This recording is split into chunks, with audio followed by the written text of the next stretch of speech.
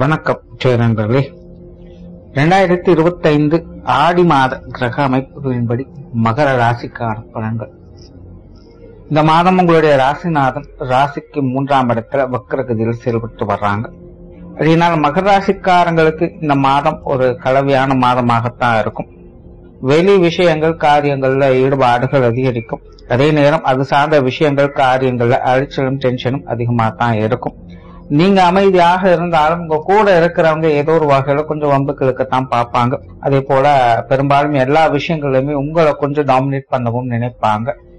மகராசிக்காரங்க இந்த மாதம் எல்லா விஷயங்களையுமே கொஞ்சம் அனுசரிச்சு நிதானத்தை காப்பது நல்லது. குறிப்பாக இந்த பேச்சுவார்த்தைகள் சார்ந்த விஷயங்கள்ல பெரும்பாலும் நீங்க அமைதியாகத்தான் இருப்பீங்க. ஆனா மற்றவங்க தேவையில்லாத வாக்குவாதங்கள்ல ஈடுபட்டு வருவாங்க.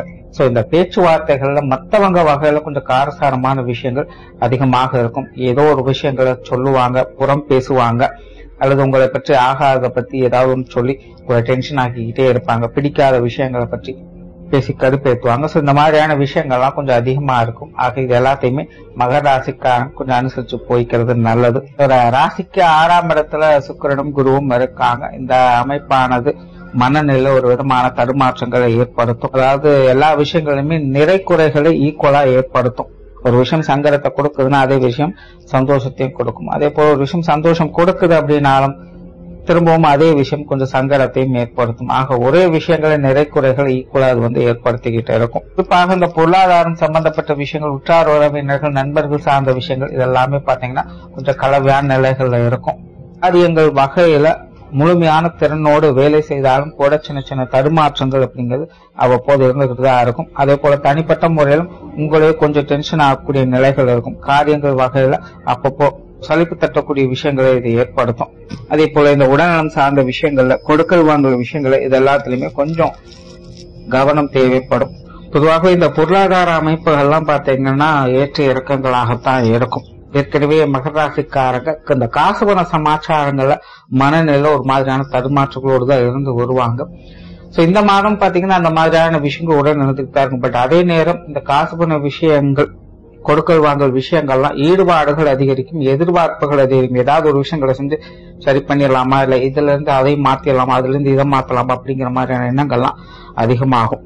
இப்படி இந்த மாதத்தினுடைய அமைப்பு இந்த பொருளாதார விஷயங்கள் காரியங்கள்ல அதிக ஈடுபாடுகளையும் எண்ணங்களையும் ஏற்படுத்தும். முடிஞ்ச அளவுக்கு இந்த மாதிரியான விஷயங்களை சிந்தித்து செயல்படுறதே நல்லது. அல்லது உங்களுடைய நம்பிக்கைக்குரியவங்களை ஆலோசித்து செயல்பட்டு வர்றது நல்லது.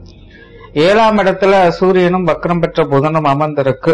அஷ்டமஸ்தானத்துல செவ்வாய் கேதுனுடைய காம்பினேஷன் இருக்கு. இந்த அமைப்பெல்லாம் பாத்தீங்கன்னா முன்னாடி சொன்ன மாதிரி கொஞ்சம் ஏற்ற இறக்கங்களை மற்றவங்க வகையில அதிகமாக தாக்கத்தை ஏற்படுத்தும். கொஞ்சம் முரண்பட்ட கருத்து வேற்றுமைகள் அப்படிங்கிறது அதிகமாக இருக்கும். மற்றவங்க வகையில எந்த ஒரு விஷயத்தையுமே எதிர்பார்க்க முடியாது. சொத்து சுகங்கள், வாகன ரீதியான விஷயங்கள்லாம் கொஞ்சம் நிதானம் அதிகமாகவே தேவைப்படும். இது சார்ந்த விஷயங்கள் தேவையில்லாத அலைச்சலும் டென்ஷனையும் வீண் விரயங்கள், செலவுகள் போன்ற விஷயங்களும் அதிகமாக ஏற்படுத்தும். ஒரு நிலையான விஷயங்களை எதிர்பார்க்க முடியாது. முன்னாடியே எல்லாமே பக்காவா எல்லாம் சொல்லியிருப்பாங்க, அரேஞ்ச்மெண்ட் பண்ணியிருப்பாங்க. பட் இந்த காலகட்டங்கள்ல அது போய் நிற்கும் போது எல்லாமே ஏற்குமாறாக இருக்கும். மனசு தெளிவு இல்லாம குழப்பத்தை ஏற்படுத்தும்.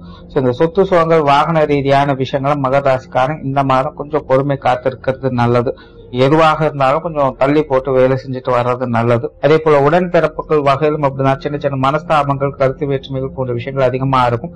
பெரும்பாலும் அவங்க கொஞ்சம் பட்டுப்படாமல் தான் எல்லா விஷயங்களுமே செயல்பட்டு வருவாங்க. வீண் விரோதங்கள், மனஸ்தாபங்கள் போன்ற விஷயங்கள் ஏற்படாம பார்த்துக்கங்க.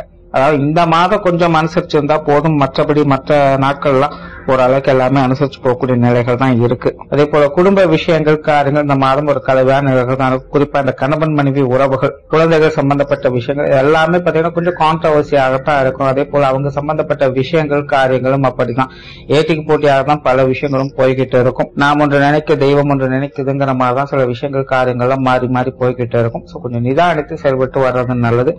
மாணவர்கள் இந்த மாதம் கூடுதல் முயற்சி என்பது தேவைப்படும். விளையாட்டுத்தனமாக இருக்க வேண்டாம். எல்லாத்திலுமே கொஞ்சம் கவனம் என்பது தேவை. இடமாற்றங்கள் போன்ற விஷயங்கள் மாணவர்களுக்கு கொஞ்சம் சாதகமாக இருக்கும். மற்ற விஷயங்கள் எல்லாமே கொஞ்சம் முயற்சியும் கவனமும் தேவைப்படக்கூடிய ஒரு மாதமாகத்தான் இருக்கு. தொழில், வேலை, உத்தியோக ரீதியாக இது ஒரு கலவையான மாதம் தான். ஒரு சில சாதகமான அமைப்புகளும் உண்டு. சின்ன சின்ன சங்கடம் தரக்கூடிய விஷயங்களும் உடன் இருந்துகிட்டு தான் இருக்கும். அந்த சூழ்நிலை சந்தர்ப்பங்கள் எப்படியோ அதுக்கு தகுந்த மாதிரி கொஞ்சம் அனுசரிச்சு போய்க்கிறது நல்லது. வெளியூர் மற்றும் வெளிநாடு சமாச்சாரங்கள் கொஞ்சம் சாதகமாக இருக்கு. இது சார்ந்த விஷயங்கள்ல நன்மைகளை எதிர்பார்க்கலாம். சோ ஓவராலா மகர ராசியை பொறுத்த வரைக்கும் இந்த மாதம் ஒரு கலவையான நிலைகள் தான் இருக்கு. சூழ்நிலை சந்தர்ப்பங்களை பார்த்து அனுசரிச்சு போய்க்கிறது நல்லது. நன்றி, வணக்கம், வாழ்க வளமுடன்.